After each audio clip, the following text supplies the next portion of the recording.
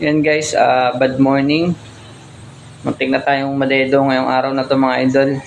Dahil tayo nakakuryente dun sa bubong. Ngayon ay January 17. At birthday ng aking bayaw. Bayaw, happy birthday. Ako'y duty ngayon, araw ng Friday. Kaya ako yung naatasan magbaklas nung kesame nitong aming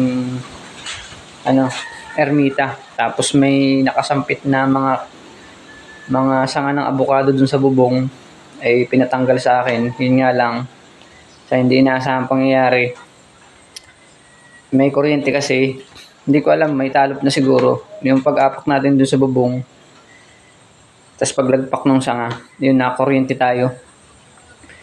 Nalaglag ako mga idol, unay likod, buti na lang may nakapitan akong maliit na kahoy. Kahit pa paano ay nabawasan yung lakas ng bagsak ko.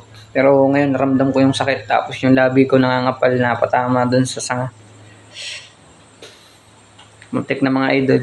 Ito mga idol, pakikita ko sa inyo. Ang dami sana matutuwa mga idol ko, nadido ako ngayong araw. Ay nako. Yan guys, yung aking binaklas, yan. Yung kesame. Ito guys, yung mga kahoy. Yan, tinanggal ko yung kaninang maga. Nung pagkatapos ko mga idol baklasin yan, ay umakyat tayo dito sa bubong. Na ito guys yung ating pinupo. Na yun yung hagdan. Yan.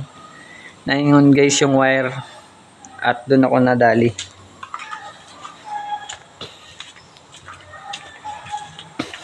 Yan mga idol. Doon ako nakatayo sa may bubong na yun. Doon. Tapos doon tayo nakuryente. Doon tayo lumagpak. Sa parting yun. Buti na lang nakita ako nung ni Kuya Echi dun sa may bahay na yun. Natulungan ako. Kasi nanginig yung katawan ko. Hindi agad ako makakilos ng pagkabagsak ko.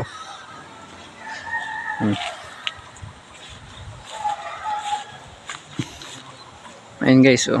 Ayun yung mga naputol ko na kanina. Ayun guys, puntahan natin yung pinagkabagsakan ko.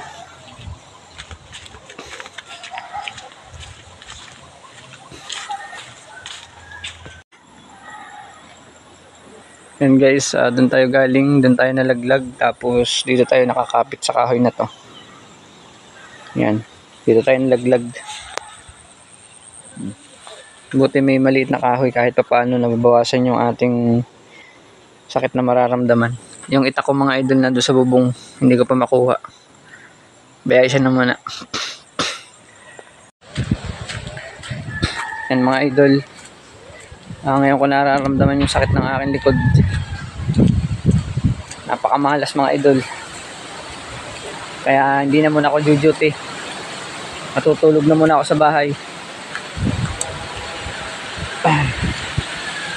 Yung kasi mga idol, matagal nang pinatatanggal sa akin. Ay ayoko nga tanggalin kasi nga may kuryente.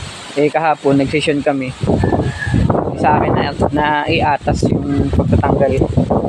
Kasi duty nga ako ngayon, ayun. Pero wala naman may kasalanan. Aksidente lang ang lahat. Paano mga idol? Ingat kayo parati at ingat. Bye-bye.